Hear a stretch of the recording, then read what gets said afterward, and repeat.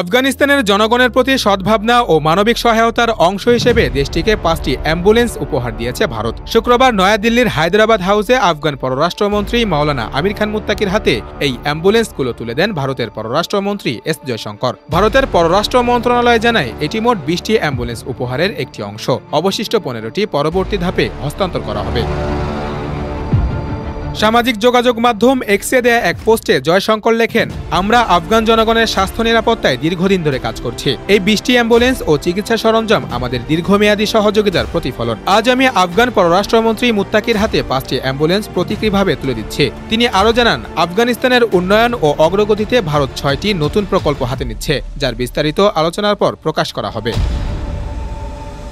জয়শঙ্কর বলেন, ভারত আফগানিস্তানের সার্বভৌমত্ব, ভৌগোলিক অখণ্ডতা ও স্বাধীনতার প্রতি পূর্ণ প্রতিশ্রুতিবদ্ধ। আমরা আফগান জনগণের মঙ্গলেই কাজ করছি। এ সময় তিনি জানান, ভারত আফগান হাসপাতালে এমআরআই ও সিটি স্ক্যান মেশিন, ক্যান্সার চিকিৎসা ও টিকা সরবরাহ এবং মাদক পুনর্বাসন সামগ্রী প্রদানেও পরিকল্পনা করছে। এদিকে ভারতের এই উপহারকে আন্তর্জাতিক সদ্ভাবনার প্রতীক হিসেবে অভিহিত করেছেন আফগান পররাষ্ট্রমন্ত্রী মৌলভী আমির খান মুত্তাকি। তিনি বলেন, ভারত সবসময় আফগান জনগণের পাশে ছিল। আমরা আশা করি এই বন্ধুত্ব ভবিষ্যতেও জোরদার হবে। এরই সঙ্গে শুক্রবারের বৈঠকে জয়শঙ্কর ঘোষণা দেন, কাবুলে ভারতের টেকনিক্যাল মিশনের মর্যাদা বাড়িয়ে তা ভারতীয় দূতাবাসে উন্নীত করা হচ্ছে।